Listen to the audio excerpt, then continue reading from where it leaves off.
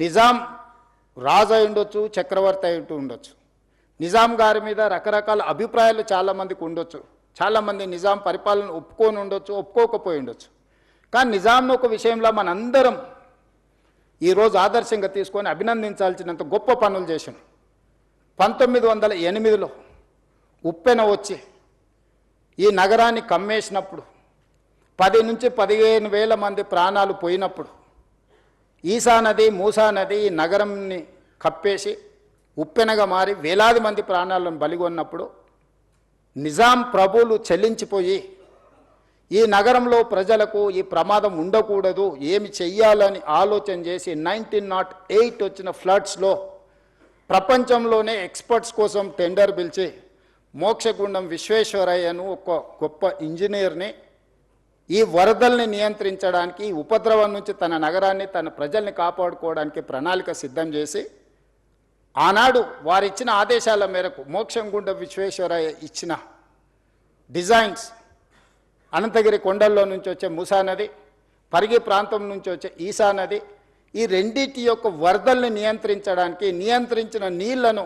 ప్రజలకు ఉపయోగించడానికి ఒక పక్కన హిమాయత్ సాగర్, ఇంకొక పక్కన ఉస్మాన్ సాగర్ని నిర్మించి 1921 104 సంవత్సరాల క్రితం నిర్మించిన ఉస్మాన్ సాగర్, హిమాయత్ సాగర్ ఈ రోజుకి హైదరాబాద్ ప్రజల యొక్క దాహార్తిని తీరుస్తున్నాయి.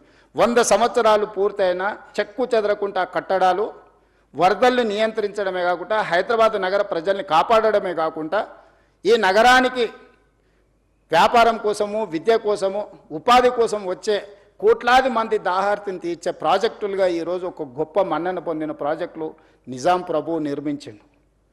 110 సంవత్సరాల క్రితము నిజాం సర్కారే ఇంత గొప్ప విజన్ తోటి నదీ పరివాహక ప్రాంతాన్ని కేవలం తాగునీరు కోసం ఉపయోగించలే. Historical heritage structures Taramati Baradari నుంచి మొదలు పెడితే Charminar, Salar Jung museum, high court, city college, you name it anything, Quli Qutb Shahi tombs నుంచి మొదలు పెడితే ఒక గొప్ప సంస్కృతిని, వారసత్వ సంపదను, Osmania hospital, Osmania university, city hall, town hall, today it is council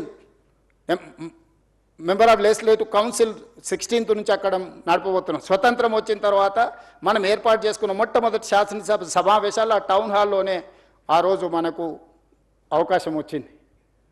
ఈ విధంగా ఒక గొప్ప వారసత్వ సంపదను, ఒక గొప్ప గుర్తింపును ప్రపంచంలోనే ఒక మేటి నగరంగా నిజాం సర్కారు మనకు అందించిన ఈ హైదరాబాద్ నగరాన్ని ఇలాగే వదిలేద్దామా? ప్రపంచంలో జరుగుతున్న పరిణామాలు, పర్యావరణ మార్పులను పరిగణలోకి తీసుకోవాల్సిన అవసరం ఉన్నదా లేదా మనందరం ఆలోచన చేయాలి. ఈరోజు నేను ఎవరిని విమర్శించదలుచుకోలేదు, విమర్శించిన సమయాన్ని నేను వృధా చేసుకోదలుచుకోలేదు. కానీ నేను విజ్ఞప్తి చేయదలుచుకున్నాను.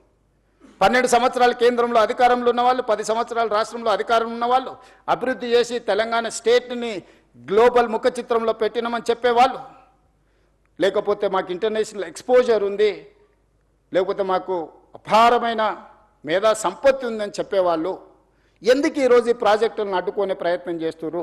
ఎందుకు సూచనలు ఇవ్వడానికి ప్రయత్నం చేస్తలేరు?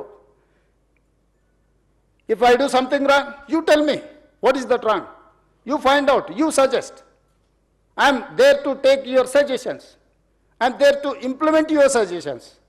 But you are simply saying that no is not solution for Moosi reservation. This is what my answer. This is how I am going to react. ఈ రోజు ఏం చెయ్యాలనుకుంటున్నామో సాంకేతిక పరంగా ప్రపంచంలో ఎక్స్పర్ట్స్ని అందరిని ఒక దగ్గర కూర్చోబెట్టి, మన్హాటన్ నుంచి మొదలు పెడితే Cushman Wakefield, Rio, these are the world's best experts in financial consultants, in water reservation and construction side. So we are paying almost 160 crores for those consultants for this project. We have not appointed this consultant just like that. We have called global tenders. We have seen everything. We have seen their completion projects. ఇట్లాంటివన్నిటిని పరిగణలోకి తీసుకొని ఒక మంచి ఉద్దేశంతో ఈ నగరాన్ని రక్షించుకోవాలి. ఈరోజు 1,34,00,000 జనాభా ఉంది. 2050కి నెక్స్ట్ 25 ఇయర్స్లో 24 ఇయర్స్లో 2,80,00,000 జనాభాకి మనం చేరుకోబోతున్నాము. ఈ ప్రజలకు అందరికీ కూడా జవాబు ఇవ్వాల్సిన బాధ్యత, ఈ ప్రజలకు మౌలిక వసతులను ఏర్పాటు చేయాల్సిన బాధ్యత మా ప్రభుత్వం మీద ఉన్నది, ప్రజలు ఎన్నుకున్న ప్రభుత్వం మీద ఉన్నది. ఆనాడు చంద్రబాబు నాయుడు గారు, రాజశేఖర రెడ్డి గారు ఔటర్ రింగ్ రోడ్డు, అంతర్జాతీయ ఎయిర్పోర్టు, హైటెక్ సిటీ, అంతర్జాతీయ స్థాయికి సంబంధించిన Microsoft, Infosys or any other Google లాంటి సంస్థల్ని ఈ నగరానికి తేకపోయి ఉంటే ఈరోజు మన ఆర్థిక వ్యవస్థ బాగుపడి ఉండేదా? ఈరోజు ప్రపంచంలో మనకు గుర్తింపు వచ్చి ఉండేదా? 94 to 2004 TDP, 2004 to 2014 Congress, 2014 to 2024 TRS. But we have made all policies from 94 to 2014. All these 25 years we have planned like anything. We may have a political differences, we may have a issue-based arguments, but we have not defeated our policies. There is no policy paralysis in our government. Today also I am continuing all those policies from 94 to 2024. All these 30 years, whatever the then governments have taken certain policies, the best policy, the best practice is I am continuing. The other issues, wherever I am getting some problem, wherever I am getting some feedback, I am improving my policies. I have changed my working style. You know, I am an aggressive speaker in political platform. People have seen only one face. Today I wanted to show my other face. Today I got a responsible position. I have to deliver. I cannot sit just like that. ఇంత పెద్ద బాధ్యత ఇచ్చినప్పుడు ఏమి చేయకుండా కూర్చొని 16-17 మంది ముఖ్యమంత్రులు ఉమ్మడి రాష్ట్రంలో, తెలంగాణ రాష్ట్రంలో వస్తే కొద్ది మందే గుర్తున్నారు. ఎందుకు? వాళ్ళు చరిత్రకు అవసరమైన, భవిష్యత్ తరాలకు అవసరమైన ప్రణాళికలు రచించి సరైన నిర్ణయాలు తీసుకోవడం వల్ల ఈరోజు చరిత్ర వాళ్ళని గుర్తుపెట్టుకున్నది. నిజాం పోయినా, నిజాం వారసులు లేకపోయినా ఈరోజు అభివృద్ధి అనే ప్రణాళికల మీద చర్చ చేసినప్పుడు నిజాం గురించి మనం ఎందుకు చర్చించుకుంటున్నాం? రాచరికంలో ఉన్న ఒక రాజు గురించి ఈరోజు మనం అతన్ని చర్చించకుండా మనకు చరిత్రనే లేదు. అతను నిర్మించిన వారసత్వ సంపదను వినియోగించకుండా మన అభివృద్ధి ప్రణాళికలే లేవు. Charminar, it is not symbol of Charminar, just tourism spot. He has designed everything around Charminar. You go and see special economic, he has created special economic zone. మీకు అక్కడ పర్ల్స్ మన దగ్గర ఉత్పత్తి వరల్డ్స్ బెస్ట్ పర్ల్స్ మీకు చార్మినార్ దగ్గర దొరుకుతాయి. World's best bangles Charminar దొరుకుతాయి. మీకు పత్తర్ గట్టి, కబూతర్ ఖానా, Mozamjahi market, you see everything. ప్రపంచంలో దొరికే ప్రతి వస్తువును గుల్జార్ హౌస్ నుంచి మొదలు పెడితే చార్మినార్ చుట్టూతా ఒక స్పెషల్ ఎకనామిక్ జోన్ను నిజాం సర్కార్ క్రియేట్ చేసింది. కాబట్టి ప్రపంచంలో ఏ పర్యాటకులకు వచ్చినా ఆడపిల్లలకు గాజులు కొనుక్కోవాలన్నా, లేకపోతే కన్న కూతుర్లకి మీకు పర్ల్స్ కొనుక్కోవాలనుకున్నా, లేకపోతే ఇతర ఏం కొనుక్కోవాలన్నా, ఏ రకమైన పక్షులు, జంతువులు ప్రపంచంలో ఇలాంటి పక్షిని, ఎలాంటి జంతువుని చూడాలన్నా కబూతర్ ఖానాకి వెళ్తే నువ్వు అన్నీ చూడగలుగుతావు. ప్రపంచంలో పండించే ప్రతి ఫ్రూట్ని మోజంజాయ్ మార్కెట్కి వెళ్తే మనం చూడగలుగుతాం. ప్రపంచంలో ఉండే ప్రతి వస్తువును ఆ చార్మినార్ చుట్టూతా ఒక స్పెషల్ ఎకనామిక్ జోన్. సో ప్రతి అంశాన్ని నిజాం ఆ రోజు విజువలైజ్ చేసి భవిష్యత్ తరాలకు ఏం అవసరం ఉందో ఒక స్పెషల్ ఎకనామిక్ జోన్నే మనకి ఇచ్చిండు. ఎడ్యుకేషనల్ ఇన్స్టిట్యూట్, ఉస్మానియా యూనివర్సిటీ నుంచి Nizam college, Aliya junior college, NIMS orthopedic, Niloufer hospital, you see every specialization. ఈరోజు కార్పొరేట్ హాస్పిటల్స్ మేము స్పెషలైజ్ చేసినాం, స్పెషలైజ్డ్ హాస్పిటల్స్ ప్రారంభించినామని ఈరోజు చెప్తారు. కానీ 100 years back, way back, Nizam has created everything.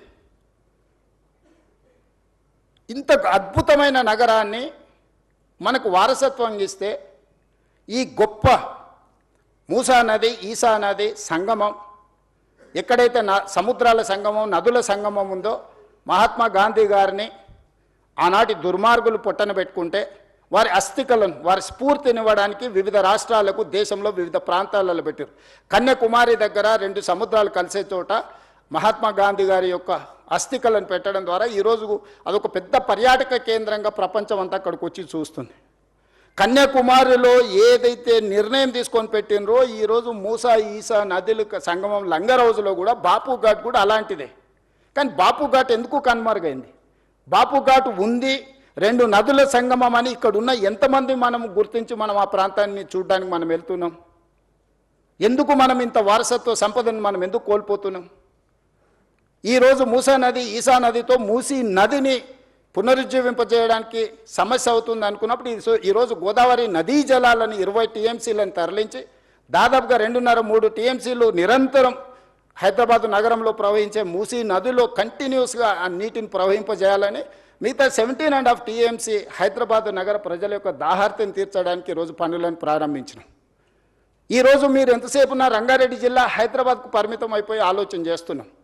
ఈరోజు ఇక్కడ నివాసాలు ఏర్పరచుకున్న వాళ్ళకి జరుగుతున్న సమస్యల గురించి మనం చర్చిస్తున్నాం.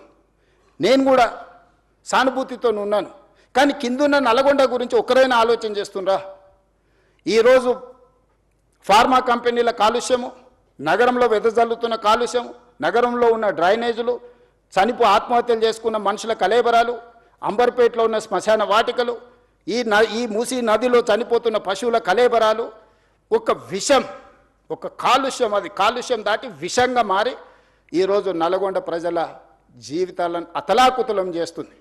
ఒక స్టడీస్ ప్రకారము World Health Organization has given no ఇక్కడ లివబుల్ కండిషన్స్లో ఇది నివాసయోగ్యమైన ప్రాంతం కాదు బికాజ్ ఆఫ్ ఫ్లోరైడ్ అని చెప్పి ఒక పక్కన నల్గొండ ప్రజలకు ప్రకృతే ఒక శిక్ష విధిస్తే, ఈరోజు మానవ తప్పిదాల వల్ల ఈరోజు మూసీ నది పరివాహక ప్రాంతంలో ఉన్న గ్రామాలు భువనగిరి నుంచి ఆలేరు వరకు, ఆ కిందికి వెళ్తే వాడపల్లి వరకు వెళ్తే ఆ నదీ పరివాహక ప్రాంతంలో నివసిస్తున్న వాళ్లకు ఆడపిల్లలకు పెళ్ళి అయితే ప్రెగ్నెన్సీ ప్రాబ్లమ్స్ ఉన్నాయి. ఈరోజు ఆ ప్రాంతంలో పిల్లనివ్వడానికి వెనక ముందు ఆలోచన చేస్తున్నారు. ఆ ప్రాంతంలో పండించే పంటలు ఈ నీళ్లను వినియోగించడం వల్ల తినడానికి ఉపయోగం లేని పరిస్థితులు వచ్చినాయి. ఆ ప్రాంతంలో పండించిన కూరగాయలు కానీ, ఆ ప్రాంతంలో పండించిన పంటలు కానీ తింటే వాటి వల్ల వచ్చే సమస్యలు అనంతము. నల్గొండ జిల్లా ప్రజలకి శిక్ష అవసరం ఉందా? ఆ ప్రజల్ని కాపాడాల్సిన బాధ్యత ఎవరు? నల్గొండ ప్రజలు మన వాళ్ళు కాదా? మనతో లేరా? రంగారెడ్డి జిల్లాలో మొదలైన మూసా ఈసా నది హైదరాబాద్కు నగరకు రాగానే కలుషితం అయిపోయింది, వ్యర్థాలతో నిండిపోయింది. మానవ కలేబరాలతోని, పశువుల కలేబరాలతోని, పరిశ్రమలు వెదజల్లుతున్న కాలుష్యంతో ఈరోజు భరించలేని కంపు. ఒకనాడు ఎంత విశాలంగా ఉన్న మూసీ నది ఇవాళ మీకు అందరికీ హిస్టరీ అంతా, చరిత్రను అంతా కూడా మా అధికారులు మీకు చూపించే ప్రయత్నం చేసిండ్రు, వాస్తవాలను వివరించే ప్రయత్నం చేశారు. అలాంటి చరిత్ర ఈరోజు కాలగర్భంలో కలిసిపోతుంది. మన చరిత్రను మనమే ఉద్దేశపూర్వకంగా రాజకీయ అవసరాల కోసం, రాజకీయ ప్రయోజనాల కోసం దీన్ని చరిత్ర కాలగర్భంలో కలిపేద్దామా, లేకపోతే నగరం యొక్క చరిత్రను పునరుజ్జీవింపజేసుకుందామా? ఈరోజు మేము తీసుకొస్తున్న ప్రాజెక్ట్ ఎవరికి వ్యతిరేకం కాదే. ఈరోజు ఒకప్పుడు హైదరాబాద్లో 30 ఫీట్ల రోడ్లు ఉండేవి. అంతెందుకు, అత్యంత శ్రీమంతులు నివసించే Jubilee Hills road number 36 almost 25-30 feet road ఉండే. I have seen that road. మేము పోయేవాళ్ళం. ఈరోజు 150 ఫీట్లకు విస్తరించిన రోడ్ నెంబర్ 45 40 ఫీట్లు ఉండేది. ఈరోజు 150 ఫీట్ రోడ్ అయింది. ఈరోజు పంజగుట్ట నుంచి పైకి పోయేదానికి కానీ మీరు చూడండి, ఏ రోడ్లు అయినా ఫ్లైఓవర్లు అయినా ఓల్డ్ సిటీలో, ఈరోజు ఓల్డ్ సిటీలో సాలార్జంగ్ మ్యూజియం నుంచి ప్రతి ఏరియాలో ఇరుకైన సందులు, నిజాం కట్టిన పట్టణం కాబట్టి ఆ రోజు ఉన్న పరిస్థితుల ప్రకారం రోడ్లు వేస్తే ఈరోజు ఓల్డ్ సిటీలో ఉండే ప్రజలు వాళ్ళే ముందుకొచ్చి స్వచ్ఛందంగా మా రోడ్లను విస్తరించండి, మేము స్వచ్ఛందంగా ముందుకు వస్తాము, మాకు నష్టపరిహారం ఇవ్వండి అంటే ఈరోజు ఓల్డ్ సిటీలో మెట్రో విస్తరించడానికి గౌలిగూడ నుంచి ఫలక్నమా నుంచి చంద్రాయణగుట్ట వరకు ఈ రోడ్ల విస్తరణ కార్యక్రమాలు వేగంగా జరుగుతున్నాయి మనం మెట్రో రైలు నిర్మించుకోవడానికి. ఇవాళ ఓల్డ్ సిటీలో ఉన్న పౌరులందరూ ముందుకొచ్చి, ప్రజాప్రతినిధులందరూ ముందుకొచ్చి, అక్కడ ఉన్న ఎమ్మెల్యేలు ఎంపీలందరూ ముందుకొచ్చి ప్రభుత్వానికే విజ్ఞప్తి చేసి మేము కూడా ప్రపంచంతో పోటీ పడే విధంగా అభివృద్ధి చెందాలనుకుంటున్నాం. ఇంకెంతకాలం మేము ఈ మురికి కూపంలో మేము జీవించదలుచుకోలేదు, మాకు సరైన నష్టపరిహారం ఇచ్చి మా ప్రాంతాన్ని అభివృద్ధి చేయండి అని ఆ పార్లమెంట్ సభ్యుడు, ఆ శాసనసభ్యులు ముందుకు వస్తే ఈరోజు వేలాది కోట్ల రూపాయలు అక్కడ ఈ నగర అభివృద్ధి కోసం, ఈ రోడ్ల విస్తరణ కోసం, ఎలివేటెడ్ కారిడార్ల కోసం, మెట్రో రైల్ కోసం, మిరాలం ట్యాంక్ కేబుల్ బ్రిడ్జ్ కోసం ఈరోజు మనం వేల కోట్ల రూపాయలు ఖర్చు పెడుతున్నాం. ఈరోజు మా ఆలోచన, మా ప్రభుత్వం యొక్క ఉద్దేశం ఎవరికో నష్టం కలిగించాలని కాదు. ఎవరైనా మూసి మురికి ఇప్పుడు మీరు చూసిండ్రు ఎంత కాలుష్యం ఉందో, ఎవరైనా కోరుకొని అక్కడ జీవించాలని అనుకుంటాడా? ఏ ఆధారం లేనోళ్ళు, ఎలాంటి ఆదరణ లేనోళ్ళు, ఏ ప్రభుత్వం ఏం వసతులు కల్పించనప్పుడు ఇక చివరి మజిలీగా మూసీ నది పరివాహక ప్రాంతంలో వాళ్ళు నివసించాలనుకుంటున్నారు. అక్కడున్న దోమలు, అక్కడున్న కంపు, అక్కడున్న మురికి, వాళ్ళ పిల్లలు పొద్దున్న లేస్తే బడికి పోవడానికి బడి లేదు, వాళ్ళకు వైద్యం లేదు, ఆ పిల్లలకు ఆడుకోవడానికి చిన్న ఆట స్థలం లేదు, నివసించడానికి ఒక కుటుంబం భార్యాభర్తలు కలిసి ఉండడానికి కూడా అక్కడ వసతులు లేవు. వర్షాలు వచ్చినప్పుడు, వరద వచ్చినప్పుడు ప్రాణాలు అరిచేత పట్టుకొని అర్ధరాత్రి పూట పరిగెత్తాలి ఎక్కడికో. నిల్వ నీడ లేని వాళ్ళే ఈరోజు మూసీ నది పరివాహక ప్రాంతంలో ఈరోజు నివసిస్తున్నారు. ఇవాళ మూసీ పరివాహక ప్రాంతంలో అటొక కిలోమీటర్ ఇటొక కిలోమీటర్ మొత్తం ఆక్రమించుకొని బుల్డోజర్లు తీసుకొచ్చి మొత్తం కూలగొట్టేస్తాడు రేవంత్ రెడ్డి అంటుండు. అసలు ఏమైనా చదువుకున్న వాళ్ళు లేకపోతే లోక పరిజ్ఞానం ఉండే వాళ్ళు మాట్లాడే మాటలేనా? Why should I do all those things? Government of India, central water commission, Jal Shakti ministry, they have notified certain norms. అది నేను చేసింది కాదు, కేంద్ర ప్రభుత్వం తీసుకొచ్చిన చట్టాలు. కేంద్ర ప్రభుత్వంలో అధికారంలో ఉన్న వాళ్ళు, పార్లమెంట్ సభ్యులు ఉన్న వాళ్ళు పార్లమెంట్లో చట్టం వచ్చినప్పుడు గొప్పగా ఉందని బల్లలు జరిచి ఆ చట్టాన్ని చేస్తారు. ఆ చట్టాన్ని తెలంగాణలో ఇంప్లిమెంట్ చేస్తామంటే మేము అడ్డం పడతామంటారు. ఈ విచిత్రం, ఇలాంటి ఆలోచనలని మనమందరం నియంత్రించాల్సిన అవసరం ఉంది. మనం మాట్లాడాలి.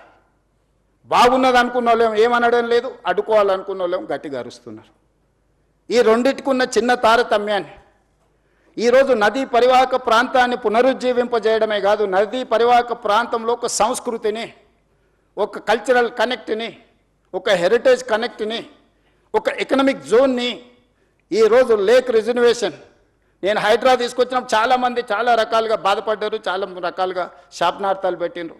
కానీ ఈరోజు ఏ లేక్స్ అయితే మేము రిస్టోర్ చేసినామో ఆ లేక్స్ని ఈరోజు అభివృద్ధి చేసి ప్రజలకు అంకితం చేస్తున్నప్పుడు వేలాది మంది వచ్చి మన కుక్కట్పల్లి నల్లచెరువు ప్రారంభోత్సవానికి పోతే బిల్డింగ్ల మీద నుంచి వేలాది మంది, నేను రోడ్డు మధ్యలో వెళ్తుంటే ఏదో పక్క దేశంతో యుద్ధం చేసి మనం సాధించి వస్తే వచ్చినప్పుడు వెల్కమ్ చేసినట్టు, లేకపోతే వరల్డ్ కప్ క్రికెట్ గెలిచిన ప్లేయర్ వస్తే వెల్కమ్ చేసినట్టు కాలనీలో అందరు ఆడపిల్లలు పెద్దలు అందరు వచ్చి స్వాగతం పలికాను. నల్లచెరువు 100% ఆక్రమణకు గురయ్యి ఒక కలుషితమైన ప్రాంతంగా చేస్తే ధైర్యంగా ఏమన్నా కానీ పర్వాలేదు, ఎవరు ఏమైనా అనుకోండి అని చెప్పి బుల్డోజ్ చేసినాం. బుమ్రక్ దౌలా ఈరోజు ఓల్డ్ సిటీలో మన సర్దార్ వల్లభాయ్ పటేల్ అకాడమీ ఎదురుగ్గా ఒకప్పుడు ఆ బుమ్రక్ దౌలా నిజాం కుటుంబము తాగడానికి నీళ్లకు అక్కడ మెడిసినల్ ప్లాంట్స్ పెట్టి అక్కడ వాటర్ రిస్టోర్ చేసి ఫిల్టర్ బెడ్స్ పెట్టి వాటి నుంచి తీసుకొచ్చి అక్కడి నుంచే వాళ్ళ కుటుంబానికి తాగడానికి నీళ్లు తీసుకెళ్ళి అంత గొప్ప లేక్ని మొత్తం ఆక్రమించుకోవడమే కాబట్టి కలుషితం నిండిపోయింది. వాటి అన్నిటిని క్లీన్ చేసి మన ప్రారంభోత్సవానికి పోతే నార్మల్గా ఓల్డ్ సిటీలో ఇట్లాంటి యాక్టివిటీని అసలు అలౌ చేయరు. వాళ్ళంతా యునైట్ అయ్యి ఒక రకమైన రాజకీయంగా ఒక రకమైన నిర్బంధమైన పరిస్థితులు ఉంటాయి. కానీ వాళ్ళే ముందుకు వచ్చి అక్కడ ఉండే ఎమ్మెల్యేలు, ఎమ్మెల్సీలు, ఎంపీలు అందరూ ముందుకు వచ్చి one of the best project మాకు ఇచ్చినావు, ఇంత అద్భుతంగా ఇది వస్తుందని మేము ఊహించలేదు. ఈరోజు వేలాది కుటుంబాలు ఇక్కడికి వచ్చి ఉదయం మార్నింగ్ వాక్ నుంచి ఈవినింగ్ సాయంత్రం అక్కడ జిమ్, ఓపెన్ ఎయిర్ జిమ్ పెట్టడం, మిగతా లేక్ ఎకానమీ కింద స్వయం సహాయక సంఘాలకు అక్కడ ఏర్పాటు చేయడంతో ఈరోజు ఆర్థిక వ్యవస్థ బలపడ్డది. ఆ పక్కన ఉండే వేలాది కుటుంబాలకు ఒక పర్యాటక కేంద్రంగా మారింది. ఈరోజు ప్రతి అంశాన్ని సాంకేతికంగా ఒక మానవీయ కోణంలో హ్యూమన్ టచ్ మేము ఎక్కడ మిస్ కాలే. ఎవరు అక్కడ నివసించాలని కోరుకోరు. ఇవాళ మాట్లాడుతున్న వాళ్ళు దాని పక్కన నివసించగలరా? ఇవాళ అడ్డుకుంటున్న వాళ్ళని ఒక 3 నెలలు వాళ్ళ కుటుంబ సభ్యులతోనే అక్కడ ఉండమనుండ్రి. ఒక కంటైనర్ హౌస్ ఇస్తాను నేను, ఒకవేళ గుడిసెలలో వాళ్ళకు ఉండడానికి ఇబ్బంది అయితే రాష్ట్ర ప్రభుత్వం తరఫున మూసీ రివర్ డెవలప్మెంట్ కార్పొరేషన్ తరఫున ఆ మూసీ నది పరివాహక ప్రాంతంలో కంటైనర్ హౌస్ ఇస్తాం మీకు with all facilities other than Musi ప్రక్షాళన. ఎట్లుందో యాజ్ టీజ్గా వద్దంటున్న వాళ్ళందరికీ ఒక్కొక్కరికి ఒక్కొక్క ప్లేస్లో ఎవ్రీ 1/2 కిలోమీటర్ 55 కిలోమీటర్లు ఉంది, 100 మందికి నేను అకామిడేట్ చేయగలుగుతాను. 2 పక్కలైతే 200 మందికి, 200 మందికి ఒక మూసీ నది పక్కన కంటైనర్ హౌస్లు ఇస్తా. ఒక 3 నెలలు మీరు అక్కడ ఉండండి. మీరు ఎందుకు వాళ్ళ జీవితాలతో చెలగాటం ఆడుకుంటుర్రు? వాళ్ళ జీవితాలలో వెలుగు రావద్దా? వాళ్ళ జీవితాలు బాగుపడొద్దా? వాళ్ళు ఈ దోమల నుంచి మురికి నుంచి వాళ్ళు బయటపడొద్దా? వాళ్ళ పిల్లలు చదువుకోవద్దా? వాళ్ళకు వైద్యం అందొద్దా? వాళ్ళ అభివృద్ధి పదం వైపు నడవద్దా? ఈరోజు ఓల్డ్ సిటీలో ఉండే పిల్లలకు ఉద్యోగం లేదు. ఈరోజు మీరు అందరు బాగా చదువుకున్న వాళ్ళు ఏఐ వచ్చింది, వైట్ కాలర్ జాబ్స్ అని పోతాయంటున్నారు. Okay, fine. దాన్ని మీరు ఎట్లా ఆపలేరు, మనం ఎవరూ ఆపలేము. వచ్చే సాంకేతిక విప్లవాన్ని మనం ఆమోదించాల్సిందే. మనకి ఇష్టం ఉన్నా లేకున్నా అది మనల్ని దాటుకొని వెళ్ళిపోతూనే ఉంది. మరి వైట్ కాలర్ జాబ్స్ అన్నీ పోయినప్పుడు, ఏఐ మొత్తం ఉద్యోగ అవకాశాలను ఆక్రమించుకున్నప్పుడు బ్లూ కాలర్ జాబ్స్ క్రియేట్ చేయాల్సిన బాధ్యత మన మీద లేదా? బ్లూ కాలర్ జాబ్స్ క్రియేట్ చేయకుండా, వాళ్లకు సాంకేతిక నైపుణ్యాన్ని అందించకుండా, రీస్కిల్ అప్స్కిల్ చేయకుండా, సెల్ఫ్ ఎంప్లాయ్మెంట్ క్రియేట్ చేయకుండా, మూసీ నది పరివాహక ప్రాంతాన్ని నైట్ ఎకానమీ కింద మార్చి ప్రపంచ దేశాలతో పోటీ పడకుండా, ఒక పర్యాటక క్షేత్రంగా, ఒక పర్యాటక కేంద్రంగా, ఒక ఆర్థిక వ్యవస్థగా అభివృద్ధి చేసుకోకుండా ఇంకా వెనక్కి వెళ్ళిపోదామా? రాతి యుగాల వైపు ప్రయాణిద్దామా? ఒకప్పుడు అడవుల్లో మనం ఆకుల అలాలు కట్టుకొని ఉండేది, తర్వాత కొంచెం బట్టలు కట్టుకునే కాడికి అట్లా ఇప్పుడు సూట్ వేసుకునే కాడికి ఇప్పుడు మోడర్న్ సొసైటీకి వచ్చినాం. ఇదంతా సమాజంలో పరిణామ క్రమంలో వచ్చిన అభివృద్ధి కదా. ఈ అభివృద్ధిని మనం అడ్డుకున్నామా? 100 సంవత్సరాల క్రితం వచ్చిన వరదల్ని దృష్టిలో పెట్టుకొని నిజాం చేసిన దాంట్లో 10% కూడా ఈరోజు మనం చేయాలనే ప్రయత్నం చేయకపోతే ఈ చరిత్ర మనల్ని క్షమిస్తుందా? ఈ చరిత్ర తిరగ రాసుకోవాల్సిన అవసరము, ఇప్పుడు రాయకపోతే ఎప్పుడు రాయలేమన్న పరిస్థితులు ఈ మేధావులకు అర్థం కావడం లేదా? ఇవాళ defence, they don't give even single inch of land, they don't allow you to see that land. Today I wanted to appreciate my army people and my defense minister. He has prepared to give 100+ acres in Bapu Gandhi Sarovar, where our army people are training, Agniveers are training there. They have decided to shift their Agniveer training camp some other place, and they are giving 100+ acres for this Gandhian ideology, where the Musi is going to come up.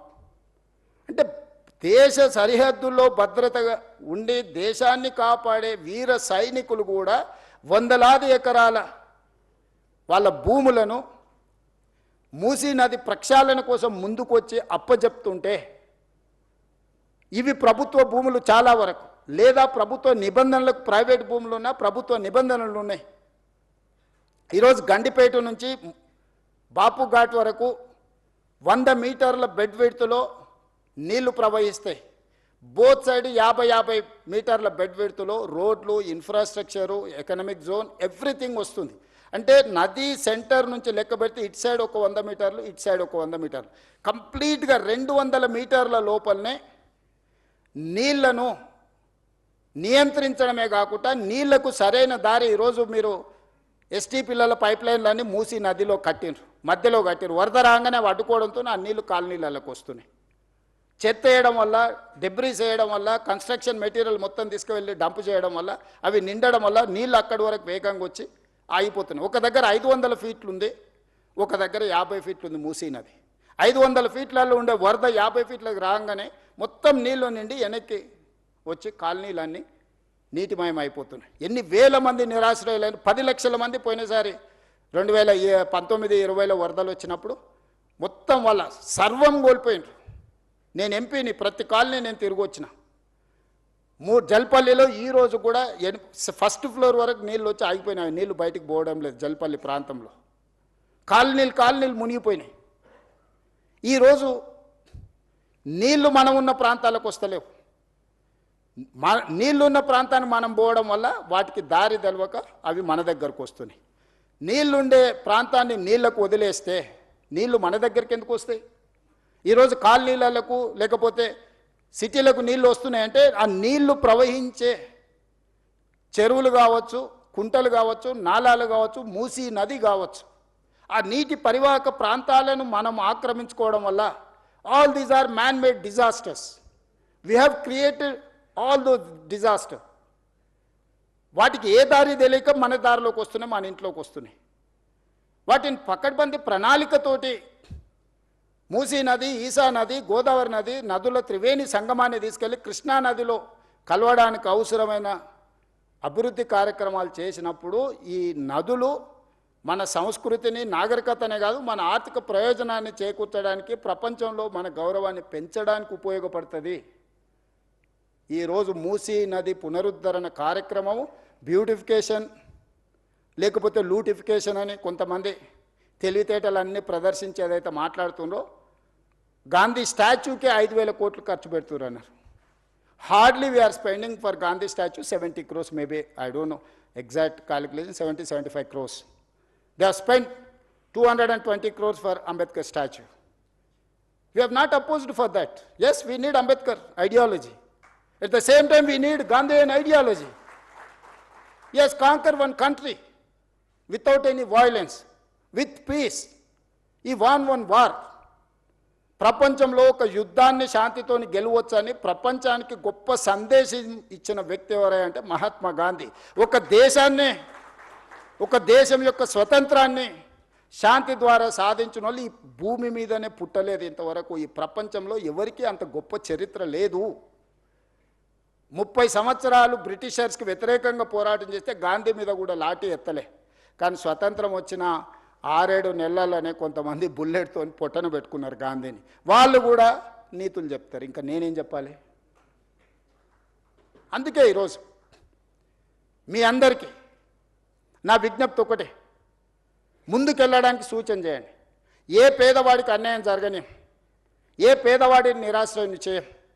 ఈ ప్రభుత్వం పేదలకు ఇబ్బంది కలిగించడానికి, ఈ ప్రభుత్వం పేదలకు నష్టం కలిగించడానికి, లేకపోతే ఈ ప్రభుత్వం కొంతమంది రియల్ ఎస్టేట్ సంస్థలతో ఆర్థిక ప్రయోజనాల కోసం పనిచేయడం లేదు. ఈ ప్రభుత్వం మన నగరాన్ని, మన రాష్ట్రాన్ని గొప్ప అభివృద్ధి చెందిన నగరంగా, గొప్ప ఆర్థిక రాష్ట్రంగా నిలబెట్టాలనుకుంటున్నాము.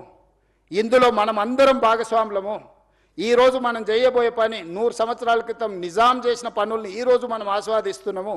ఈరోజు మనకు తాగడానికి నీళ్ళంటే గండిపేట వైపు చూడాలి, హిమాయత్ సాగర్ వైపు చూడాలి. పిల్లలు పర్యాటక క్షేత్రానికి వెళ్ళాలనుకుంటే గండిపేట హిమాయత్ సాగర్ దగ్గరికి వెళ్ళాలి. 100 సంవత్సరాల క్రితం వారసత్వ సంపదను నిజాం అందించిన కాబట్టి చార్మినార్ చూడడానికి వెళ్తున్నాము. అంతకంటే ముందున్న గోల్కొండ దగ్గరికి వెళ్తున్నాము. లేకపోతే హైకోర్టు ఈరోజు ఎక్కడున్నది, ఉస్మానియా హాస్పిటల్ ఎక్కడున్నది, సిటీ కాలేజ్ ఎక్కడున్నది, సాలార్జంగ్ మ్యూజియం ఎక్కడున్నది, నిజాం కాలేజ్ ఎక్కడున్నది, ఇవన్నీ గొప్ప వారసత్వ కట్టడాలు. చరిత్రతో పాటు ఒక నాలెడ్జ్ హబ్గా క్రియేట్ చేసింది కాబట్టి ఈరోజు మనం గొప్పగా రాణించగలిగినాము. మనం వచ్చిన తర్వాత గొప్పగా కట్టుకున్నది ఒకటి చెప్పండి. 75 సంవత్సరాల స్వతంత్ర భారతంలో అద్భుతమైన కట్టడం, చరిత్రలో మనకు పేరు తెచ్చిపెట్టగలిగిన కట్టడం ఒక్కటైనా మనం కట్టుకోగలిగినమా? వరంగల్ వెళ్తే వేయి స్తంభాల గుడి చెప్పుకోవాలి, అక్కడికి వెళ్తే రామప్ప మందిరం చెప్పుకోవాలా, ఇంకొక దగ్గరికి వెళ్తే ఇంకొక చరిత్రను చెప్పుకోవాలా, అలంపూర్ వెళ్తే శక్తిపీఠం గురించి చెప్పుకోవాలి, కృష్ణానది పరివాహక ప్రాంతంలో రాజులు కట్టిన గొప్ప గొప్ప మందిరాలను చెప్పుకుంటున్నాం తప్ప మనం చరిత్రకారులం కావాల్సిన అవసరం లేదా? మన చరిత్రను తిరిగి మళ్ళీ రాసుకునే అవకాశం మనకు వచ్చినప్పుడు మనం వదులుకోవాలా? ఈరోజు ప్రాజెక్ట్ కాస్ట్ ఇక్కడ చూపించినాం. 21 కిలోమీటర్స్ ఉస్మాన్ సాగర్ నుంచి Gandhi Sarovar 11.5 kilometers roughly, Himayat Sagar to Gandhi Sarovar 9.5 kilometers roughly. Put together the entire project cost is hardly 6,500 to 7,000 crores. In that project, Gandhi statue and building structure and everything may be 200-250 crores. Not even less than 1% of that project, or otherwise 2%. ఇలాంటి తప్పుడు ప్రచారాలు కొంతమంది రాజకీయ నాయకులకు ప్రయోజనం ఉండొచ్చు. తప్పుడు ప్రచారంతో స్వార్థం ఉండొచ్చు. మేము చేయలేని పని ఇంకెవ్వరు చేయొద్దని అడ్డుకునే దేవతలు యజ్ఞాలు యాగాలు చేసి లోక కళ్యాణం కోసం చేసినప్పుడు రాక్షసులు కూడా అడ్డుకోవడానికి వచ్చి అందులో రక్త మాంసాలు పోసేటోళ్ళు. శుక్రాచార్యుడు, ఆయన శిష్యులు మారీచుడు, సుబాహుడు దేవతలు యజ్ఞాలు యాగాలు చేసినప్పుడు శుక్రాచార్యుడు ఆయన శిష్యులు వచ్చి ఈ యజ్ఞాలను భగ్నం చేసి లోక కళ్యాణం జరగొద్దని రక్త మాంసాలను ఆ యాగంలో వీళ్ళు నెయ్యి పండ్లు ఫలాలు వీళ్ళేస్తే పైనుంచి వాళ్ళు రక్తం మాంసాలు అందులో పోసేటోళ్ళు. అయినా దేవతలు యజ్ఞాలు యాగాలు మానలేదే. ఆ మారీచుడే కదా సీతమ్మను ఎత్తుకుపోవడానికి రావణాసురుడి మేనమామ మారీచుడు. మేనమామను రావణాసురుడు కోరుకుంటే మారీచుడు మాయలేడి రూపంలో వచ్చి సీతను ఎత్తుకోవడానికి పోతే రాముడి చేతిలో మారీచుడు పోయిండు, సుబాహుడు పోయిండు, రావణాసురుడు పోయిండు, అందరు పోయారు.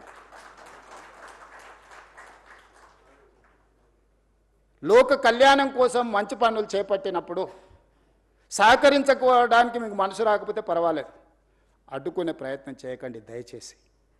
దయచేసి ఈ ప్రభుత్వం ఓపెన్గా మిమ్మల్ని వెల్కమ్ చేస్తుంది. రేపు శాసనసభలో కూడా ఇది చర్చకు పెడతాను. శాసనసభలో మీరు వీలైనంత మేరకు సలహాలు సూచనలు ఇవ్వండి ముందుకెళ్ళడానికి. ఇంకా మీకున్న అనుభవాన్ని, మీరు ప్రపంచంలో చాలా చదువుకొని వచ్చారు, గొప్ప గొప్ప యూనివర్సిటీలలో చదువుకున్నామంటూ. నేను గవర్నమెంట్ స్కూల్లోనే చదువుకొని వచ్చిన, నేను గవర్నమెంట్ స్టూడెంట్ని. నేను ప్రభుత్వ పాఠశాలలో చదువుకున్న మధ్యతరగతి వ్యవసాయ కుటుంబం నుంచి వచ్చిన వాడిని. నేను చూసి నేర్చుకున్నది అమలు చేయడానికి ప్రయత్నం చేస్తున్నా. నాకు గొప్ప విద్యలేం రావు, కానీ చూస్తే నేర్చుకోగలిగిన తెలివితేటలు ఉన్నాయి నాకు.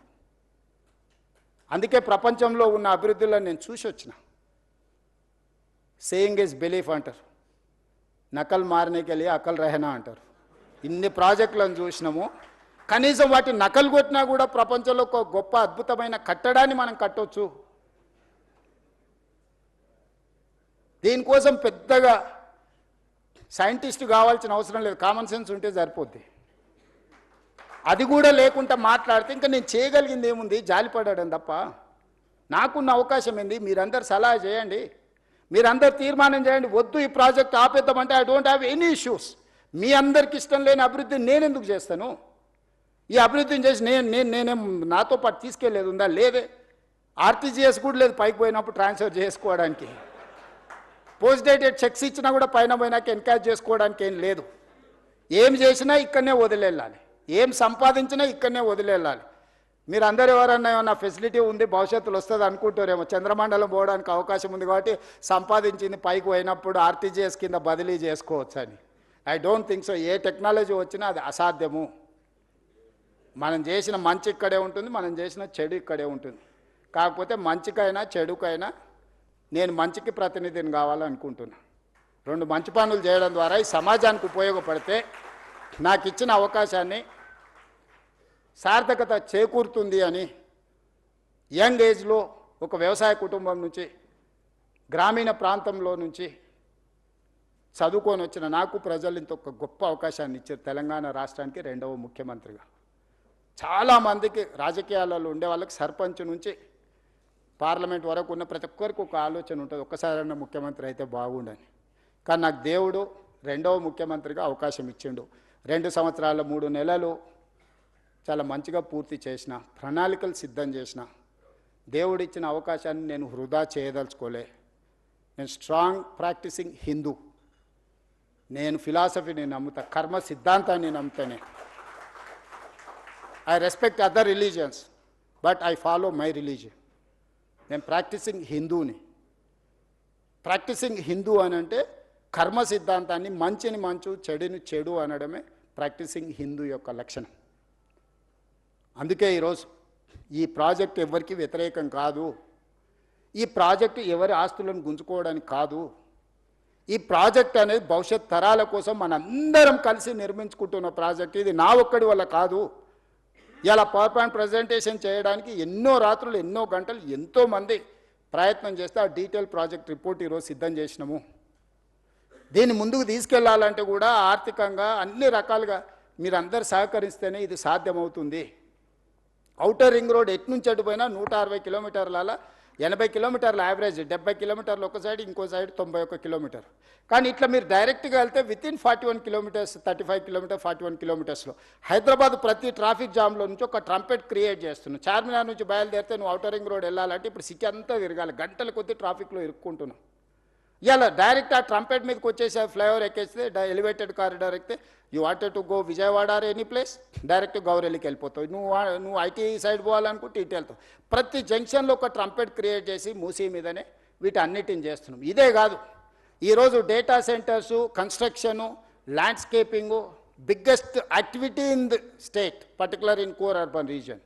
వాటర్ లేదు, వాటర్ స్కేసిటీ, గ్రౌండ్ వాటర్. ఈరోజు జూబ్లీహిల్స్లో చాలామంది శ్రీమంతులు ఉన్నారు. మీరు ఎంత శ్రీమంతులు అని ఉండండి, 300 ఫీట్లలో నీళ్లు దిగలరా? మీరు తెస్తురా? 1300 ఫీట్లు బోర్ వేసినా నీళ్ళు వస్తలేదు. నేను ముఖ్యమంత్రి, మా ఇంట్లోనే 1500 ఫీట్ల బోర్ ఉంది. నేను కూడా నీళ్లు పైకి తేలేకపోయినాయి. ప్రకృతి కంటే మనం గొప్పవాళ్ళమా? ఈరోజు ground water just like that depleting. ఈరోజు యావరేజ్గా 1300-1400 ఫీట్లు ఈరోజు బోర్ వేస్తే కానీ నీళ్లు పడని పరిస్థితి వచ్చింది నగరానికి. ఎందుకు? కాంక్రీట్ జంగుల్గా మారిపోయింది. ఎక్కడ గ్రౌండ్లో వాటర్ పర్కులేట్ అవ్వడం లేదు. భూమిలోకి నీళ్ళు వెళ్ళినప్పుడు భూమిలో నుంచి నీళ్లు మీరు ఎట్లా బయటికి తీస్తారు? ఈరోజు చెరువులు, కుంటలు, నాలాలు అన్ని ప్రక్షాళన చేసి నీటి ప్రవాహాన్ని స్థిరీకరించి మూసీ నదిలో నిరంతరం నీళ్లు పెడితే గ్రౌండ్ వాటర్ పెరుగుతుంది. ఈరోజు ఇల్లు కట్టుకునేటోళ్ళకు కూడా వాటర్ హార్వెస్టింగ్ మ్యాండేట్ చేసినాం. రోడ్డు మధ్యలో హార్వెస్టింగ్ వెల్స్ ఈరోజు కన్స్ట్రక్షన్ చేస్తున్నాం. నీళ్లను ఒడిసి పట్టుకోవాలని ఒక విధానాన్ని తీసుకొచ్చిన హైదరాబాదు నగరంలో నీళ్లు మీరు ఎక్కడ లోపలికి తెచ్చినా కొద్దిగా అందులో కాలుష్యం ఎక్కువ ఉంటుంది. బియాండ్ ఏ పాయింట్ మీరు బోర్ డ్రిల్ చేసి వాటర్ తెస్తే ఆ వాటర్ దేనికి పనికి ఉపయోగం ఉండదు. అదేవిధంగా కన్స్ట్రక్షన్కు మనం అత్యధికంగా ఖర్చు పెట్టి, ఇంతకుముందు వెంకట నరసింహారెడ్డి గారు చెప్పారు, కృష్ణా నది నుంచి గోదావరి నది నుంచి మనం హైదరాబాదు నగరానికి తెచ్చే నీళ్లను పరిశ్రమలకు ఇచ్చినా నిర్మాణ సంస్థలకు ఇచ్చినా ఒక కేఎల్కి 180 రూపాయలు ఛార్జ్ చేస్తున్నాం అన్నాడు. ఇవాళ వాటర్ ట్రీట్ చేసి ఎస్టీపీల ద్వారా వాటర్ని తిరిగి వినియోగించుకుంటే 70 నుంచి 80 రూపాయలు ఒక కేఎల్కి, అంటే మోర్ దాన్ 60% వాళ్ళ కాస్ట్ కట్టింగ్ చేయడానికి ఉంది. ఈరోజు వేలాది కోట్ల రూపాయలు, దాదాపుగా 2-3 లక్షల కోట్ల రూపాయలు మా శ్రీధర్ బాబు గారు డేటా సెంటర్స్ ఇన్వెస్ట్మెంట్ తీసుకొచ్చిన last 2 years. They need water. పర్టికులర్గా గ్రే వాటర్ ఇవ్వగలిగితే, ట్రీటెడ్ వాటర్ ఇస్తే వాళ్ళకు ఇన్వెస్ట్మెంట్ ఇన్సెంటివ్స్ ఉన్నాయి ప్రపంచంలో. సో ఈరోజు మనం ఆ వాటర్ని ఎస్టీపీల ద్వారా ఈ వాటర్ని విడిచిపట్టుకొని ఈ మూసీ నది ఎంబడే ట్రంక్ లైన్లు, రిజర్వాయర్స్, వాటర్ రిజర్వాయర్స్ చేసి మనం పంపింగ్ చేసి వాటికి నీళ్ళు ఇస్తే వేలాది కోట్ల రూపాయల పెట్టుబడులే కాదు, రాష్ట్రానికి కూడా లక్షలాది కోట్ల రూపాయల పెట్టుబడులు వస్తాయి. రాష్ట్రానికి 1000 కోట్ల రూపాయల ఆదాయం వస్తుంది. ఇదంతా గ్రోత్ ఇంజన్ కింద మారుతుంది. రాష్ట్రం యొక్క ఎకనామిక్ యాక్టివిటీ మారుతుంది. ఔటర్ రింగ్ రోడ్ వేసినప్పుడు కూడా కొందరు భూములు పోయినాయి, పోలేదా? శంషాబాద్ ఎయిర్పోర్ట్ కట్టినప్పుడు కూడా కొంతమంది భూములు కోల్పోయినాయి. ప్రకాష్ గౌడ్ ఎమ్మెల్యే గారు ఉన్నారు, ఆ ప్రాంతానికి 4 సార్లు ఎమ్మెల్యే. ఈ భూములని పోయినప్పుడు వాళ్ళని ప్రభుత్వం ఒక మానవీయ కోణంలో ఆదుకునే ప్రయత్నం చేసింది. నష్ట పరిహారాన్ని ఇచ్చినాం. ఈరోజు ఇంకా నేను అత్యధికంగా ఇస్తా అంటున్నా. ఆ రోజన్నా చాలా కన్జర్వేటివ్గా, ఆ రోజున్న ఫైనాన్షియల్ కన్స్ట్రెయిన్స్లో ఎక్కువ ఇవ్వలేకపోయినారు. ఈరోజు సంపూర్ణంగా మనం అందిద్దాం అనుకుంటున్నాము. ఏం ఖర్చు పెడతామో చెప్పండి, హౌస్లో ఓపెన్ డిబేట్ చేద్దాము. పర్ పర్సన్ ఏమిద్దామో మీరు చెప్పండి.